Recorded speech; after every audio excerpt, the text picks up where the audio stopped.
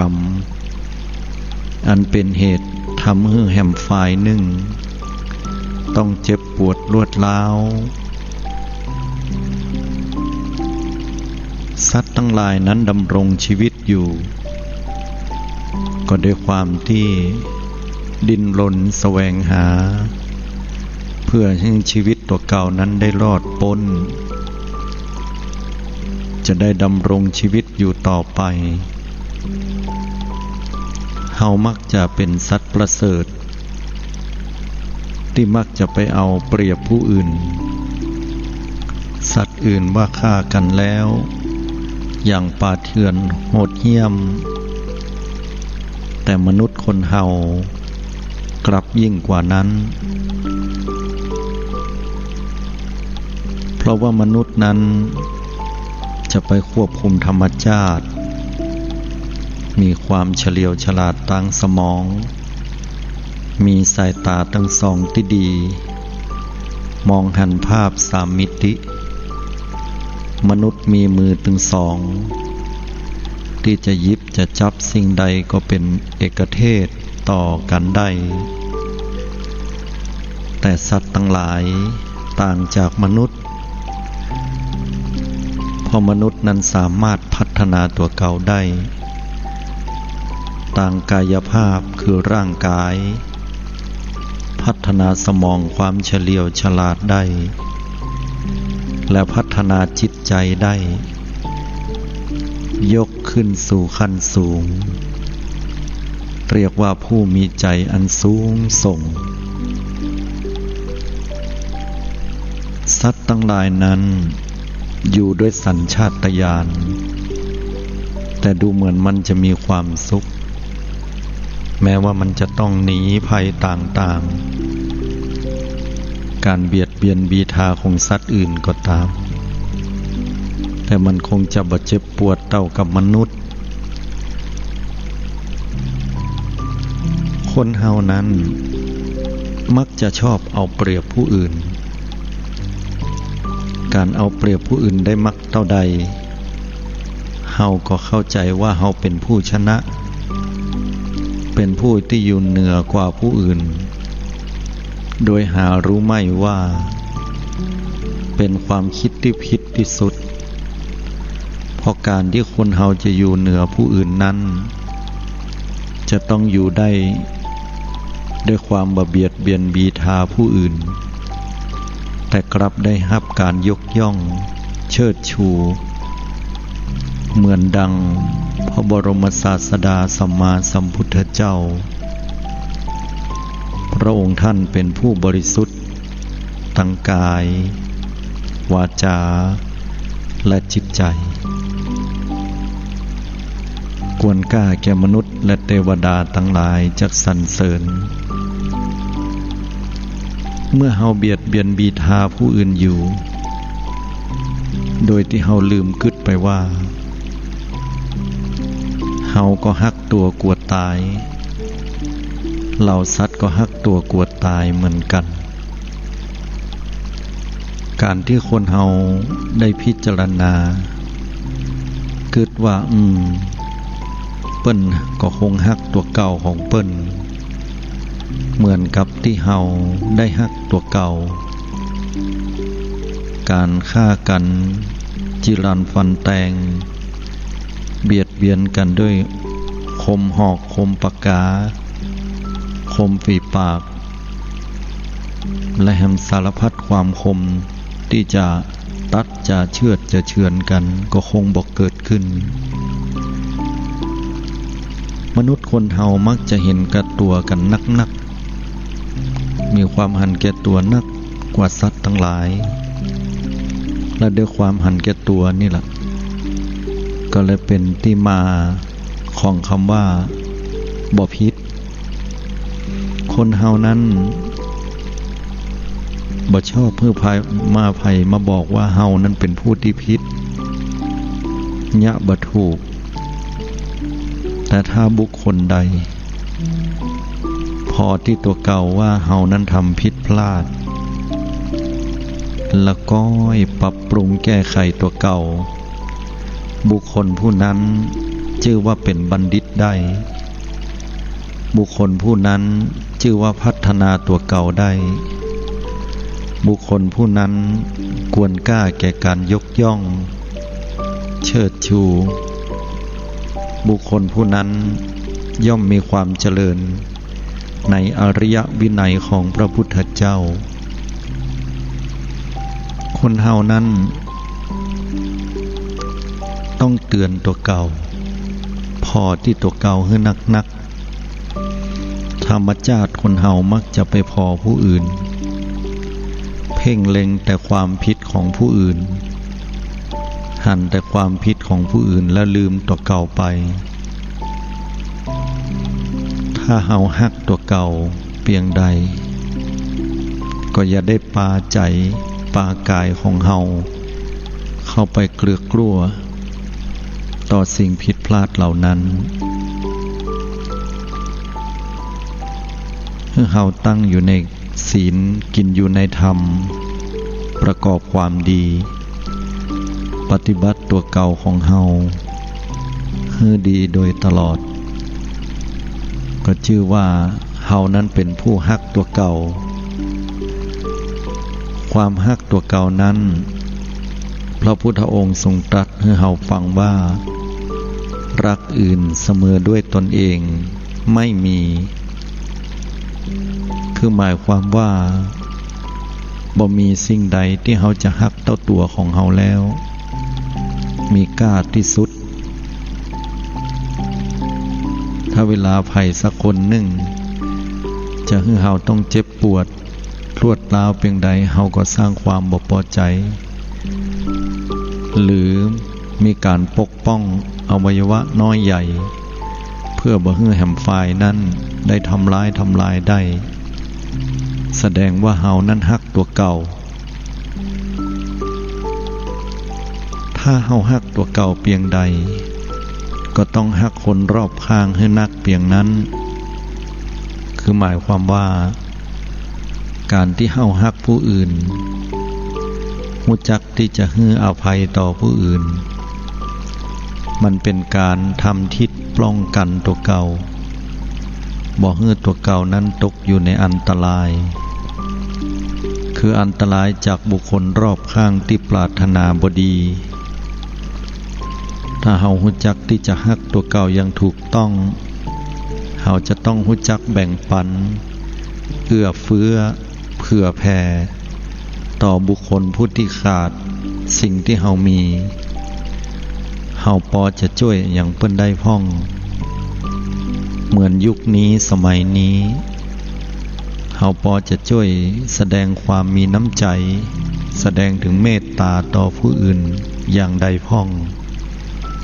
อันนี้สำคัญสาธุชนญาติโยมทุกท่านเมื่อเฮารู้ว่าเฮาเป็นที่ฮัก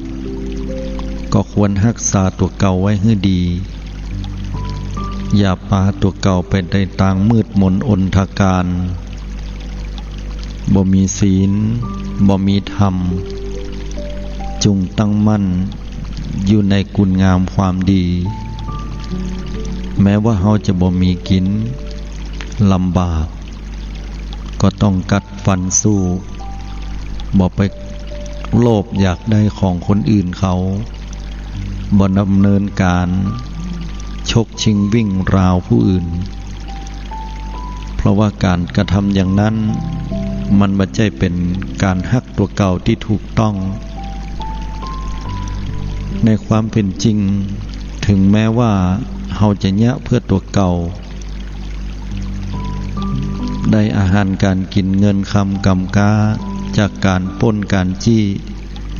เลี้ยงตัวเก่าและครอบครัวแต่เฮาก็คงกินข้าวบะลำเมื่อเฮาฮู้ว่าเฮาได้ไปปล้นไปจี้เอามาจากบุคคลผู้ที่เปิ้นบ่มีอันจะกินด้วยซ้ำ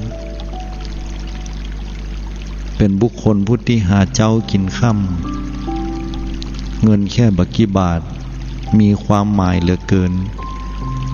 สำหรับยาจกเข็นใจแต่มันเป็นเศษเสี้ยวสตังค์ที่แทบจะบ่มีความหมายอันใด สำหรับมหาเศรษฐีผู้ที่มีอันจะกินเหลือล้นเมื่อเฮาได้รู้ว่าทุกสิ่งทุกอย่างนั้น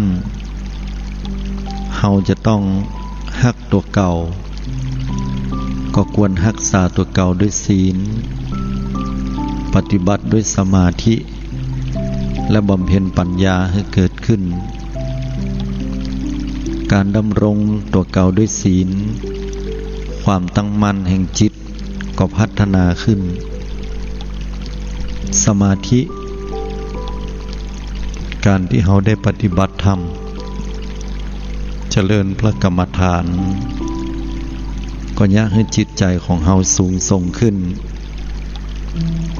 การเจริญปัญญาพิจารณาใคร่ครวญสิ่งต่างๆรู้จักผิดชอบชั่วดีรู้จักปลงวางให้นักอันนี้ก็ถือว่าเราฮักตัวเก่าเป็นผู้มีศีลสมาธิปัญญาโดยแท้จริงฮักตัวเก่าเพียงใดก็ต้องฮักแฟนฮักลูกน้อยของเฮาให้ดีหรือเขาใหญ่หน้ากาบานก็ยังคงฮักเขาเหมือนเดิมบ่จืดจางแม้ว่าบางครั้งเขาจะได้มาอยู่กับเฮาหรือไม่ก็ตามญาติโยมพุทธบริษัททุกท่านถ้าเฮาฮักตัวเก่าเฮาจะต้องถือภาษิตว่าอัตตาหิอัตโนนาโถโกสินาโถปโรสิยาตนเป็นที่เปิ้งของตนผู้อื่นใดไหนเล่าจะเป็นที่เปิ้งแก่เฮาได้การอยู่ด้วยตัวเก่ามันอาจจะเหมือนกับจ้อนที่ขาดซ่อมเหมือนตะเกียบที่ขาดกู้เหมือนกับชีวิตที่มันขาดภัยไปสักคนแต่ถ้าเราอยู่ด้วยตัวเก่าได้มีหลักธรรมคำสอนขององค์พระชินวรสัมมาสัมพุทธเจ้าเราก็จะปะแสงสว่างที่ปลายอุโมงค์กระทำให้เฮานั้นมีความอบอุ่นใจมั่นใจต่อพระรัตนตรัยเพราะว่าบุคคลผู้ปฏิบัติดีแล้วก็จะนำมาซึ่งความสุขให้แก่ตนแก่ตัวและคนรอบข้างญาติโยมทั้งหลายยุคสังคมปัจจุบันของเฮาเป็นยุคที่คนหันแก่ตัวกันนักอันเพราะว่าความฮักตัวเก่าที่บ่ถูกต้องยกตัวอย่างเช่นคนหนุ่มกำล่ำกองไปพลักอกกับผู้ที่สูงอายุแล้วก็ล้มลงไปโดยที่บุคคลนั้นต้องเข้าหมดหาหมอหันแล้วก็สลดหดหูใจใจน้อยเพราะว่าการที่เราทำอย่างนั้นแทนที่ปัญหาต่างๆนั้นจะคลี่คลายไปในทางที่ดีแต่ก็เป็นเหตุเป็นปัจจัยสร้างความเดือดร้อน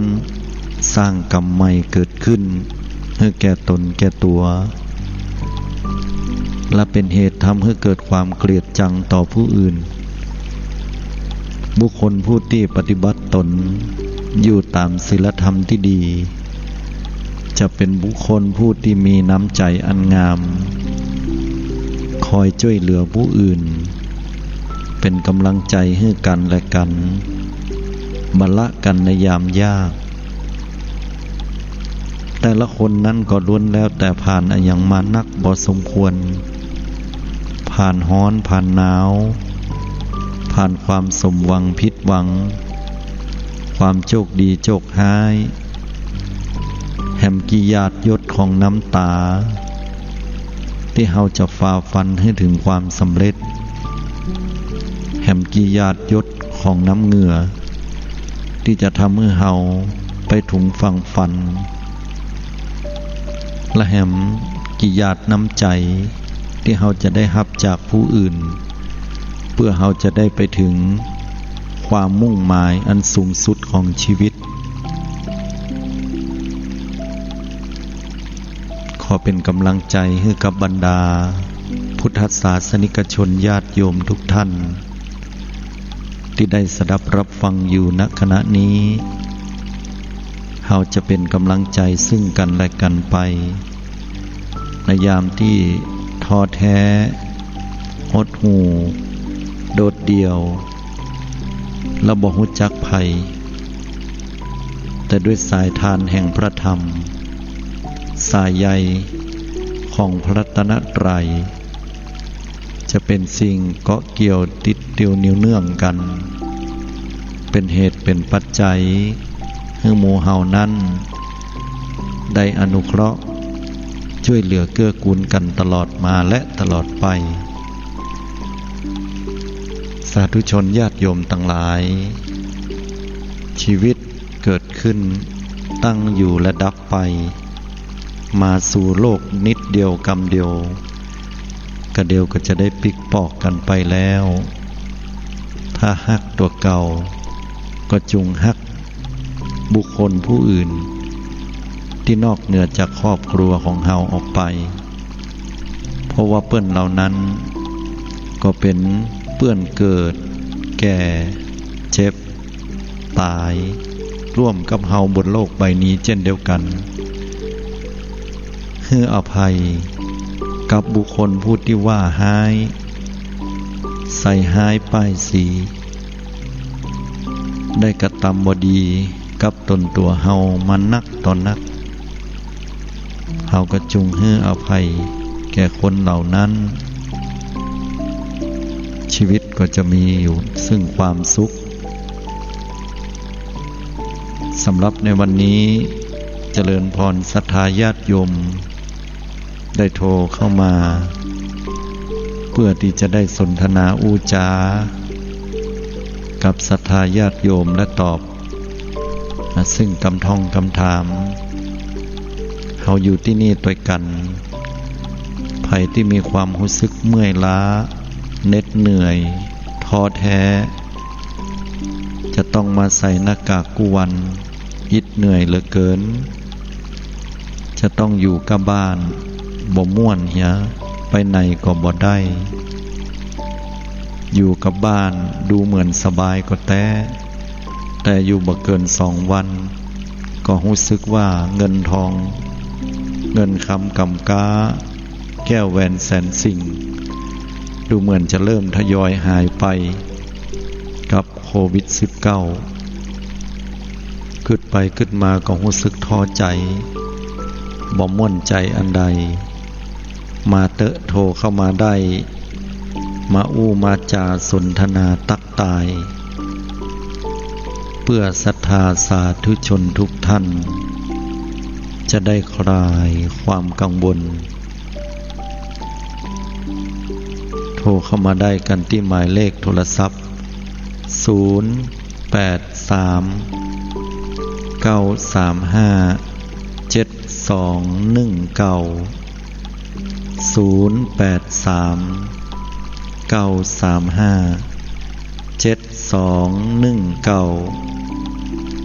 กับรายการดีๆที่อยู่ด้วยกันที่นี่เจริญพรเรียนเชิญสาธุชนญาติโยมโทรมาตักตายอู้จากันได้ท่านอยู่ที่ไหนน้ออยู่คนเดียวเปล่าเปลี่ยวใจหรือว่าอยู่กับเพื่อนฝูงสนุกเฮฮาหรือว่าอยู่ที่บ้านกับคนเฒ่าคนแก่ต้องได้ดูแลพอกอยเปิ้นหรือว่ากำลังทำงานยะการอยู่บัดได้พักบัดได้ผ่อนเป็นแต่เป็นว่าก็โทรกันเข้ามาเพื่อจะได้เป็นกำลังอกกำลังใจกันได้4975เจริญพรคุณโยมไม่สาเจ้า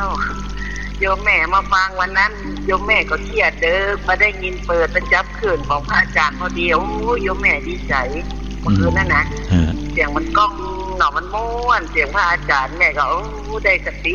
อยู่คนเดียวนะแม่ติว่าอันอยู่ด้วยล้านก็อยู่ไกลนะจ๊ะ อ๋อ ดีเป็นกำลังใจเจ้า ดีละดีละ อยู่60 ปลายแล้วนะไม่ได้นมนะ อยู่ตังใดจ้า แม่อยู่ทางซ้ายเพจังไหมท่านอยู่อาจารย์อยู่พระอันบงวัดใหญ่นะจ๊ะวัดหลวงนะจ๊ะ อ๋ออาตมาไปสอนกรรมฐานบ่ได้ อ๋อกะนึกว่าอยู่แม่ว่าเสียใจกำกรพ่อเนาะอยากบอกกับแม่ก็อ้ายกับพี่กับน้องก็มาลูกก็มาผัวประเดี๋ยวนี้เหลือคนเดียวไอ้เนาะ โอ้ลำบากขนาดเลยเนาะจะต้องต่อสู้ แต่เรื่องการเงินทองแม่แน่บุญกันเงินกันทองแม่มันลำบากเราแต่มันว่ามีใครไปกู้สำหลานอยู่ลูกพี่สาวอยู่ตัวก็ถ้าไปทำงานที่ไกลที่แม่ว่านะจ๊ะโอ้ ดีแล้วมี อันนี้ต้องมี ได้กำลังใจพระอาจารย์จันแม่ครู ดีละอาตมาดีใจที่ได้นำเอาหลักธรรมคำสอนของพระพุทธเจ้านะและเป็นกำลังใจให้กับคุณโยมก็ถือว่าเป็นการตอบแทนตอบสายเข้าน้ำกำกินของญาติโยมเนาะเป็นทรงสาวก แม่ก็ต้องไปเนาะแม่นละมันมาถึงเวลาแม่ก็ต้องต่อสู้ไปใช่บ่ต้องไปกังวลใจยังคุณโยมเฮาคิดว่าทำวันนี้ให้มันดีที่สุดต่อให้คนท่านจบเดี๋ยวปริญญาโทปุ๊กอ่ะ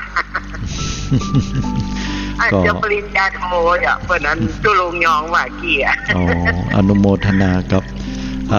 ตุลุงเปิ้นเนาะท่านตุลุงนั่นเนาะอันนี้เปิ้นแม่เจ้าตุลุงยองนะกะสาธุเปิ้นเป็นคนอู้ยองในการจัดรายการเปิ้นม่วนโยมเจ้ามันม่วนมันตลกดีคลายเครียดเหมือนกันแต่คนจะให้กำลังใจกันนะจ๊ะแม่นอาตมาก็รู้จักเปิ้นโดยส่วนตัวแล้วเปิ้นเป็นคนที่ร่าเริงแจ่มใสแล้วก็เป็นบุคคลที่มีเป็นกัลยาณมิตรที่ดีหลายๆสิ่งหลายอย่างก็แนะนำซึ่งกันและกันให้กำลังใจกันตลอดเจ้าแม่กับป้าตัวจริงเปิ้นแล้วเหรอเจ้าสาธุโดยเนาะสาธุให้กำลังใจนะเจ้าคุณโยมตอนนี้ก็อยู่คนเดียวที่บ้านโอ้ดีแม่โยมแม่ได้เย็บผ้าเย็บครัวไปนะฮัลโหลดีละแม่ก็ฟังวิทยุใจทานแม่ก็ฟังเลยประเคียดจะได้ฟังดูเจ้ากูโดนกูโองแม่ฟังดีแล้วเนาะเป็นกำลังใจให้แก่กันและกันได้ภาวนาสมาธิพ่องก่อจ้าก่อนนอนไม่จะสวดมนต์ไหว้พระทุกคืนนะแผ่เมตตาดีละแต่บางครั้งแม่โยมแม่ดูข่าวแม่ก็เครียดเนาะมีกับข้าวกันยิงกันอย่างเงี้ยใช่ลูกหัวลูกเมียแม่เมาแม่เรื่องอย่างนี้แม่ผมไปแล้วไอ้น้องเรื่องนั่นเนาะเรื่องปู่เรื่องอย่างลูกแม่ก็จะมาเสียเป็นพ่อใจมันก่อนนะเดี๋ยวนี้ก็เรือลานพ่อใจที่เป็นเพิ่นไปประจำราชการที่อื่นนะมันเหมือนในติ๊กมาเนาะแต่จบเป็นยาโทอย่างพระอาจารย์นั่นแหละอนุโมทนาตัวยาใดอาตมาก็ขอเป็นกำลังใจให้คุณโยมสู้ต่อไปนะคุณโยมนะ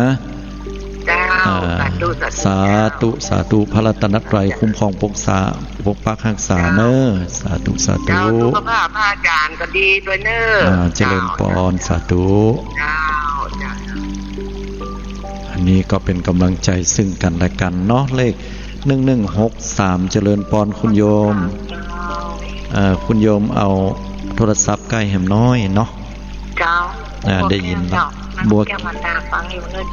แก้วจากที่ไหนคุณโยมโทรมาจากไหน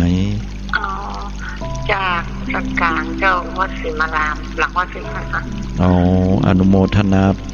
ได้ฟังรายการประจำกับคุณโยมฟังท่านเจ้าวันนั้นก็โทรมาอ้างว่าแม่เคยไปวัดหนองเลือกกันนะสมัยเมื่อก่อนนั้นไปอันเจะลงไก่จะพันท่านก็ตอนนั้นอาตมายังบ่ได้มาประจำเป็นเจ้าวาดเตยมคุณโยมอยู่ที่บ้านบางครั้งเกิดความท้อใจพ่องก็มีเจ้าแต่ก็ขึ้นได้เอาอันพระพุทธธรรมเป็นที่พึ่งแล้วเจ้าสาธุคิดถูกต้องแล้วต้องทำว่าเจ้าวันยินจังหวะนะเจ้าดีละเนาะได้อยู่กับลูกกับหลานเนาะแฟนเจ้าทุกอย่าง หลานจะไปตีอันไปอันก็ไปกัก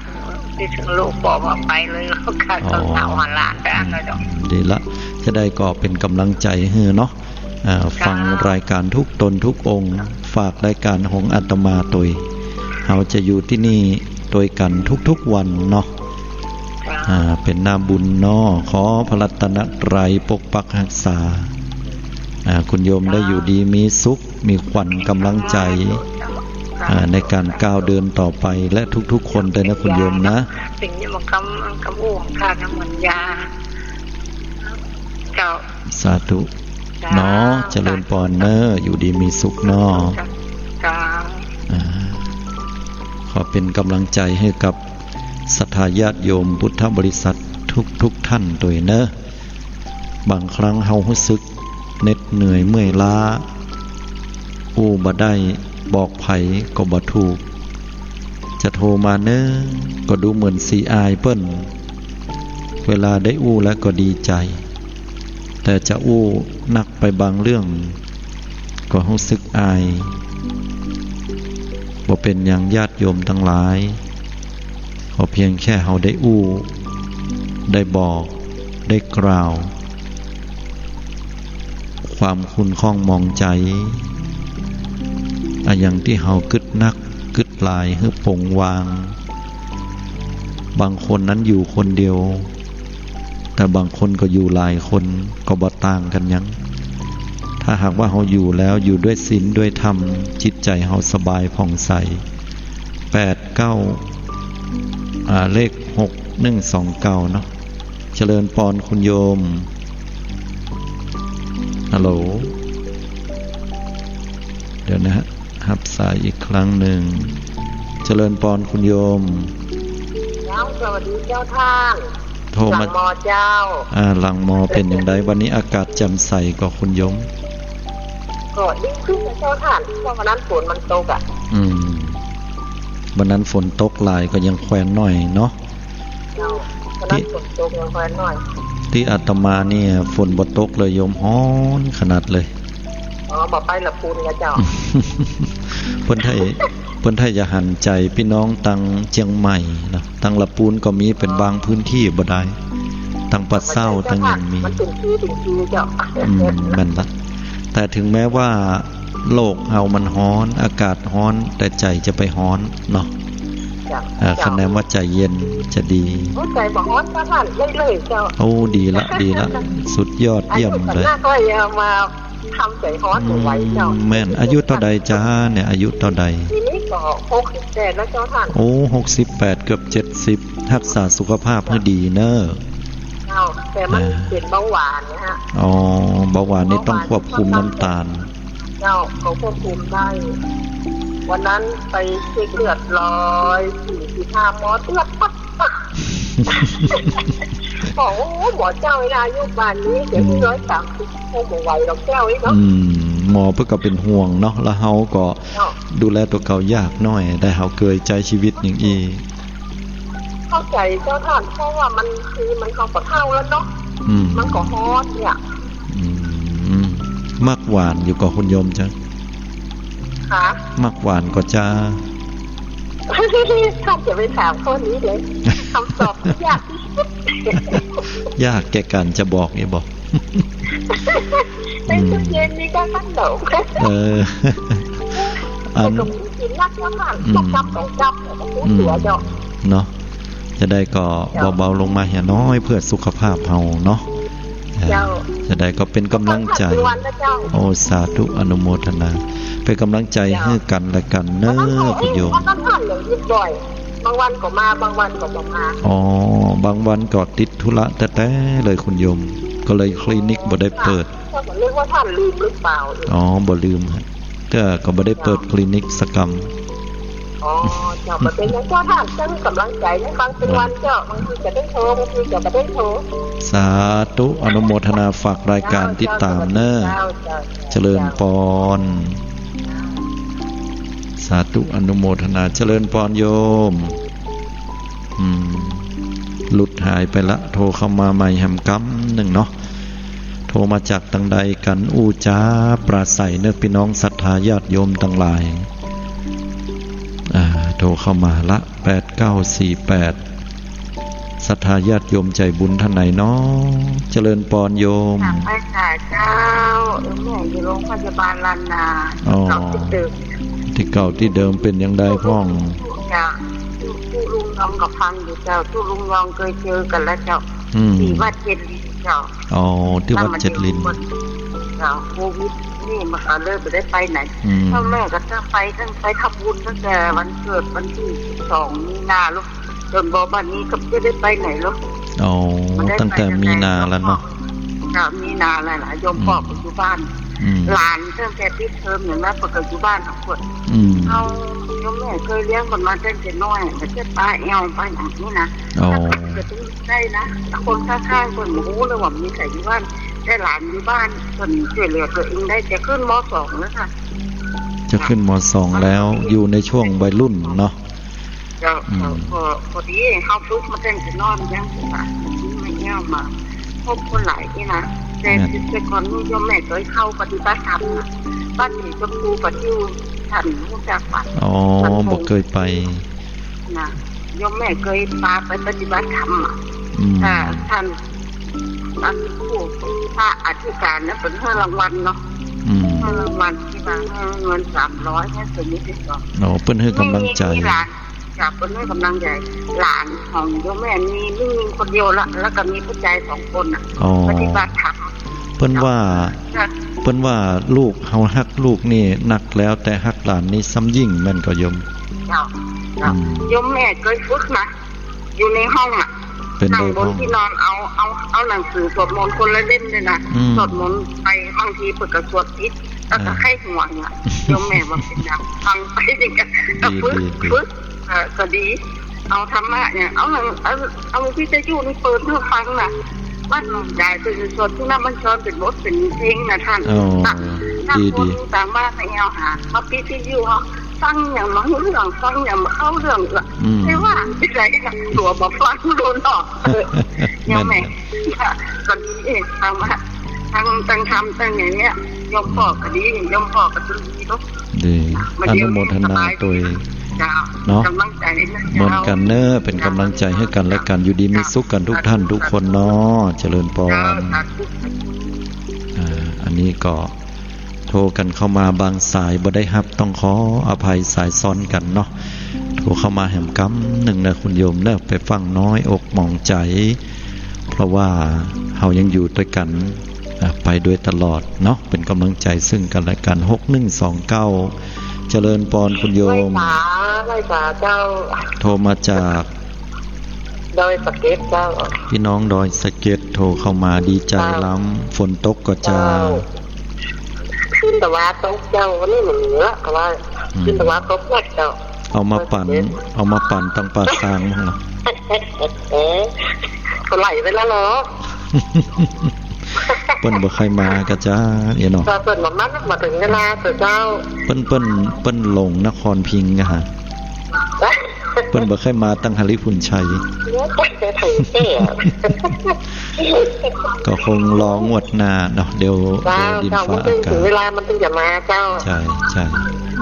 เจ้าโอ้ดีใจได้ฟังนี่นะขึ้นมาแต่ร้อนก็เปิ้นก็ไผอ่ะแม่นแล้วก่อนก็อดเอาเพื่อทะลงเนี่ยเจ้าโอ้ดีละเป็นการทำที่ใจที่ถูกต้องเนาะเป็นเหมือนที่เนี่ยเราอยู่คนเดียวสบายใจนี่มันตึงดีเนาะเพิ่นว่าพระพุทธเจ้าสอนให้เฮาเนี่ยอยู่ด้วยจิตว่างจิตว่างก็คือบ่กึดหยังให้มันกังวลใจให้อยู่กับปัจจุบันถ้าเฮาอยู่กับปัจจุบันอยู่กับลมหายใจเข้าหายใจออกทำงานอันไหนก็มีสติอันนั้นเนี่ยพุทธเจ้าให้ทำอย่างนี้นะโยมอย่างที่คุณโยมได้ทำถูกต้องแล้วและทำต่อไปนะโยมนะเจ้าเมื่อคืนก็ฟังแบบมันพูดฟังฟังเมื่อคืนรายการมองข่าวสารผ่านแสงธรรมเจ้าแล้วก็ฟังเจ้ากระทู้ไปอยู่เหรอจำได้เจ้าอนุโมทนาเอาพระเจ้าที่เจ้าเป็นตีตื่นเจ้าใช่แล้วความเหน็ดเหนื่อยท้อถอยนี่ก็อย่าให้มันมีในใจนะบ่ถอยเจ้าสาธุด้วยให้กำลังใจนะโยมเนอะไหว้ฝ่าเจ้าเจริญพรเจ้าไหว้ฝ่าเจ้าอันนี้ก็ให้ กำลังใจซึ่งกันและกันเนาะ9948โทรเข้ามาเจริญปอนโยมกราบไหว้พระอาจารย์จ้าติดละเนาะติดละ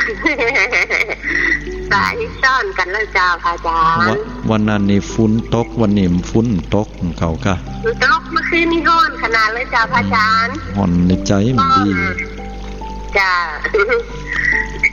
พระอาจารย์วันนี้กำลังใจคุณสิมได้จะตั้ง5,000เด้อมันมากพระอาจารย์คุณได้สนใจได้กันจ้าพระอาจารย์โยมได้ได้จ้าพระอาจารย์โยมว่าโยมได้ทำกรรมรวมก็เปิดเนาะคืออันต้องเอาเงินแผ่นดินมาจ่ายละเขาสามารถเขาก้อยเจ้าตะเวงหาของเขานี่แหละพระอาจารย์เนี่ยโยมว่าโยมได้ทำกรรมนี่แหละจ้ายกปล่อยไว้เลยว่าไม่ได้กลมเอาละเนี่ยค่ะจ้าพระอาจารย์เขาก็คิดว่าเขาคิดทำอย่างหนึ่งว่าเขาเหลือโอกาสผู้อื่นก็แล้วกันเป็นกุศโลบายที่ดีบางคนเป็นยังว่าอันตุกเลยเขาเป็นเนื้อพระอาจารย์ถึงมีกินแต่แล้วเนาะถึงกับว่าเราเงิน5,000นิ่มไว้อะแต่กระโดดน้ำก็มีนะพระอาจารย์เนาะอย่างข่าวนะพระอาจารย์แม่นละเนาะก็อินดูเปิ้นแต่ว่านะเจ้าพระอาจารย์เนาะไผตีพอจะมีกำลังช่วยเหลือคนอื่นอาตมาว่าน่าจะช่วยกันอย่างน้อยที่สุดก็เอาแบ่งกับคนไก่คนหิมเนาะคนเฮานี่จะหันใจกันได้ก็ตอนที่ลำบากนี่แหละโยมเพราะฉะนั้นไม่จะมีแค่ว่าเฮาลำบากแม้แต่ผู้อื่นก็ลำบากเหมือนกันเนาะยังหาเศรษฐีรายร้อยพันล้านในเมืองไทยเฮาเนี่ยเนาะโลกอันโยมว่านะว่าจะหันมาช่วยคนที่เป็นหาเจ้ากินเจ้าหาคำกินคำเนี่ยแหละเจ้าอาจารย์เนาะมันช่วยกันคนละไม้ละมือแต่คนปรากฏว่าก็ช่วยเลยอ่ะมันก็เกิดว่าเวลาคนจะจากโลกนี้ไปคนสามารถผมเอาเงินทองที่เป็นหาใจเนี่ยไปโดยก่อนะพระอาจารย์เนาะใครก็เอาไปโดยนั่นใดเนี่ยเขาแปลงสินทรัพย์ให้เป็นอริยทรัพย์ภายในอีกก็ดีนะคือการแจกจ่ายคือคนที่เป็นจุกยากเลยเขานี่นะจ้าพระอาจารย์เนาะนะยอมว่าเป็นจะหันเกตตัวคือยังจะขืนกินค่าแป้งขืนไปแถมขนาดนี้เจ้าบ้านเป็นจุกยากขนาดไหนยังจะขึ้นราคาเห็นนี่ก็หันเกตตัวเกินไปนะคะอาจารย์เนาะเข้าใจโยมเลยเนาะจะได้ก็สาธุอนุโมทนาเนอะเจริญพรสาธุสาธุสาธุกราบสาเจ้าก็ญาติโยมเพิ่นได้มามาจาเนาะมามาจากันคนที่ร่ำรวยเนาะน่าจะช่วยเหลือคนทุกข์เพิ่นว่าอย่างนั้นเนาะก็ยากเหมือนกันญาติโยมทั้งหลายเพราะว่าคนเฮานั้นต่างพ่อต่างแม่ต่างสถานการณ์บางทีบางครั้งคนนั้นเพิ่นอาจจะแอบช่วยอยู่ลับหลังบ่ออกชื่อก็ได้หรืออาจจะบ่ช่วยอย่างเลยก็ได้ก็เป็นสิทธิของเพิ่นที่จะทำได้แต่ว่าถ้าคนเฮาเนี่ยมีกินมีใจเหลือกินเหลือใจแล้วก็ช่วยกับคนที่เปิ้นลำบากอันนี้คือเศรษฐีตัวแท้เศรษฐีที่ร่ำรวยด้วยน้ำใจและเป็นเศรษฐีที่คนจะยกย่องและสรรเสริญไปแห่งเมินนานคนเฮานั้นคิดว่าเหมือนกันญาติโยมทั้งหลายเฮามองในมุมของเฮาว่าเปิ้นรวยแล้วเปิ้นน่าจะช่วยเฮาแต่เฮาก็บ่ฮู้ว่าในมุมมองของเปิ้นที่เปิ้นบ่ได้มาช่วยเฮาอย่างจะด้วยเหตุผลใดแต่รวมแล้วก็คือว่าจะช่วยหรือบ่ช่วยเฮาก็ตามพระพุทธองค์ได้ตรัสไว้ว่าอัตตาหิอัตโนนาโถตัวเก่าเป็นที่พึ่งของตัวเก่าการช่วยเหลือจากผู้อื่นเป็นสิ่งดี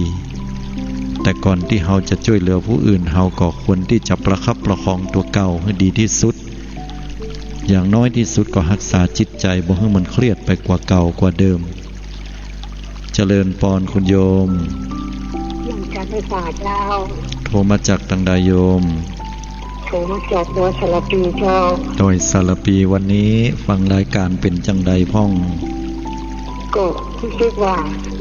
ดีจะตอบเพิ่มที่ใจได้อูได้จากันเนาะเจ้า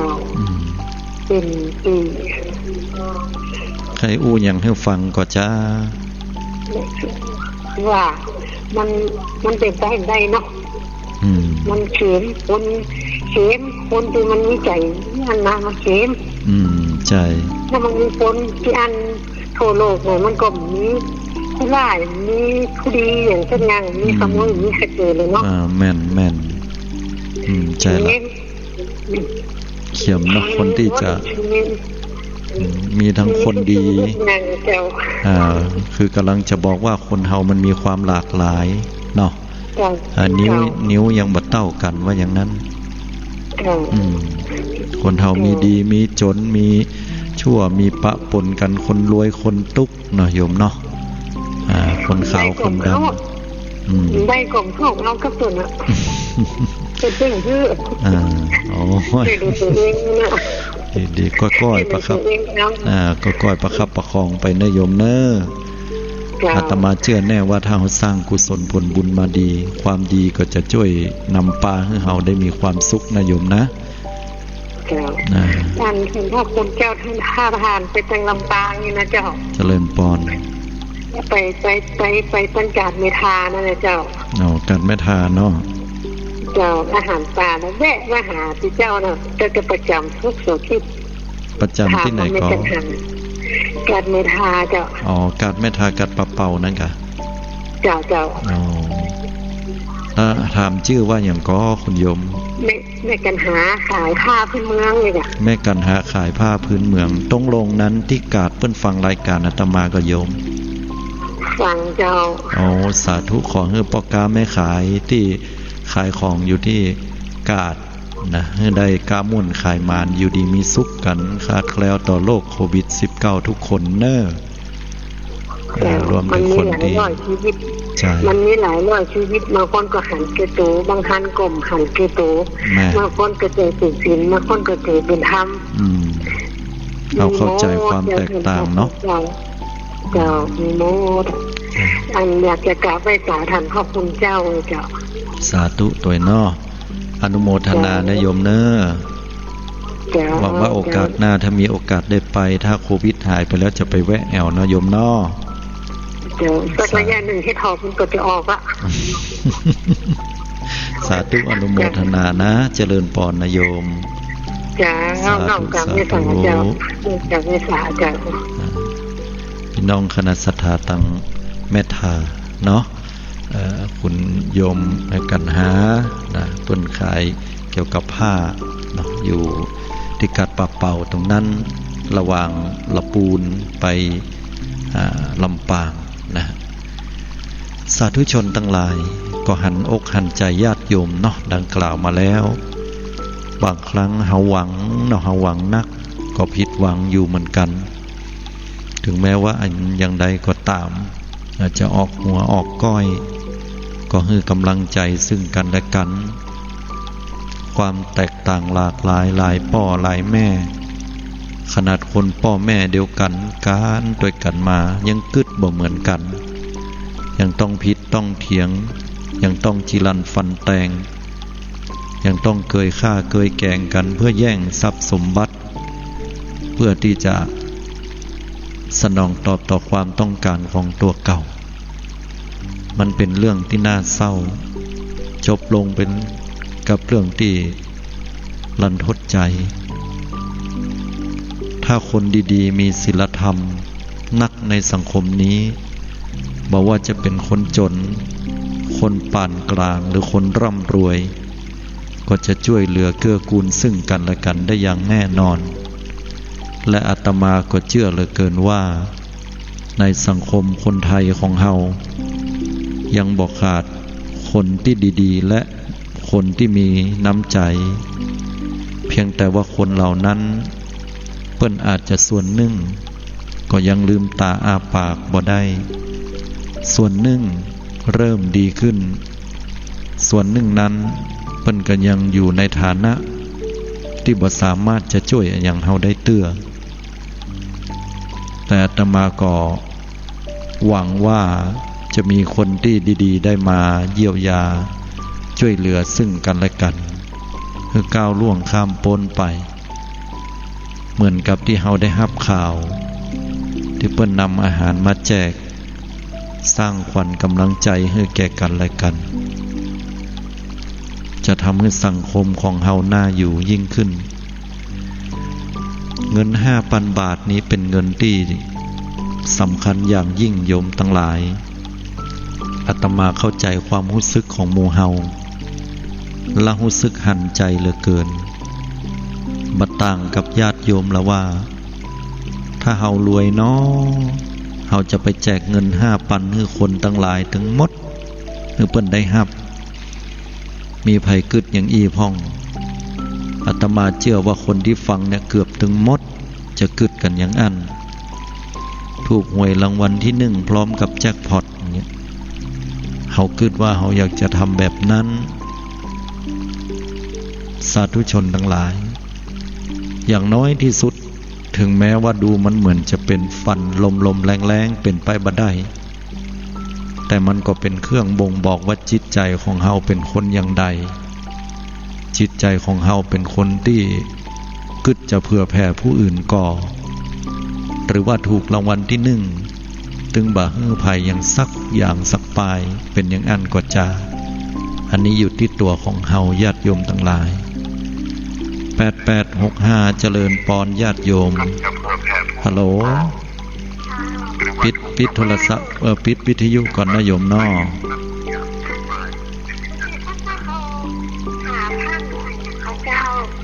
อนาลัยโยม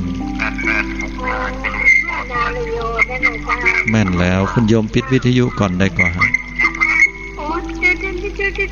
ลืมไปเจ้าสาธุพอดีมันกล้องเข้ามาเนาะโทรคุณโยมโทรมาจากที่ไหนโทรมาจากในเมืองเชียงใหม่เนี่ยเป็นกำลังใจให้พี่น้องเชียงใหม่ทุกคนพี่น้องเชียงใหม่นี่เปิ้นช่วยกันแตะช่วยกันว่าบัดเดี๋ยวนี้บ่มีคนที่ติดเชื้อเพิ่มเข้ามาเป็นวันที่8ละถ้าจำบ่ผิดเป็นที่น่าอนุโมทนายกย่องว่าพี่น้องเชียงใหม่เป็นพี่น้องที่มีน้ำใจและช่วยเหลือเกื้อกูลกันแท้ๆเลยกับนครพิงค์ของเฮาเนาะเจ้าข้าเจ้าได้ไปกับข้าเจ้าเข้าแล้วนะเนี่ยข้าเจ้าเข้าแล้วอ๋อเสียงคุณโยมเหมือนกับคนหนุ่มอยู่เลยเนี่ยอ๋อ80ฮะ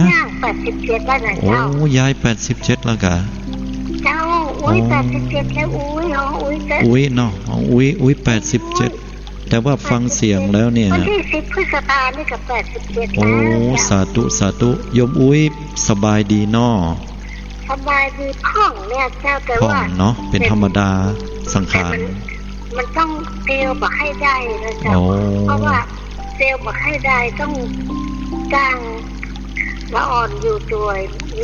อ่อนอยู่ด้วยนะเจ้าเมื่อวันเมื่อคืนเจ้าเมื่อวันเมื่อคืนได้ฟังธรรมอยู่ตลอดเนาะเปิดฟังรายการฟังตลอดเวลาแล้วก็ทำสมาธิด้วยเจ้าโอ้ยสาธุแม่อุ้ยทำได้ถูกต้องละเน้อทำต่อไปยะต่อไปเน้อคือกำลังใจแต่ตัวเจ้าแล้วก็นี่อาจารย์เขาอาจารย์คือท่านเจ้าคุณพระศรีสิงห์สุนทรวาทีอ๋อจากวัดพระยืนละปูนเนาะเจ้าอ๋ออันนั้นเป็นปราชญ์นักเทศนักนักคิดเนาะจากไปเมืองเจ้าแล้วก็เป็นที่ข้าเจ้ารู้จักกำน้ำกำทำได้อย่างเนี้ยก็เปิ้นเจ้าเปิ้นพ่อเปิ้นน่ะเจ้าแล้วก็ทำรายการกับหนังสือพิมพ์ของหนังสือพิมพ์พุทธสถานนะเจ้ากับ ทุกที่สันต่อคอยถ้ามากระมวลก็คุณมากระมวลนะเจ้าสาธุโอ้สุดยอดเลยยังได้ก็โอ้พอเวลาแล้วแม่อุ้ยอาตมาต้องขออภัยโยมแม่อุ้ยจะจบแล้วจะจบละยังได้เดี๋ยวโอกาสหน้าเฮามาอู้จากันทำกันเนาะอย่าได้อวยพรให้อยู่เย็นเป็นสุขเป็นห่มโพห่มใส่ลูกหลานเนอะคุณโยมเนอะสุขภาพแข็งแรงสาธุสาธุขอบคุณเป็นอย่างสูงเลยเจ้าเจริญพรนะสาธุสาธุเจ้าขอบคุณอนุโมทนาเนอะทุกสายเข้ามาตุยแม่อุ้ยเปิ้นโอ้ดีใจล้ำเนาะสู้ต่อไปบอกว่าหนุ่มกำล่ำกองหรือว่าผู้สูงวัยอาตมายังอยู่ที่นี่เฮาจะอยู่ด้วยกันบ่มีไผเฮายังมีพระพุทธพระธรรมพระสงฆ์ในยามยากเฮารู้สึกว้าเหวท้อถอยในชีวิตเฮาคิดให้ว่าเฮายังมีกันและกันอยู่ขอให้เจริญด้วยอายุวันนะสุขะพละตลอดไปขอเจริญพร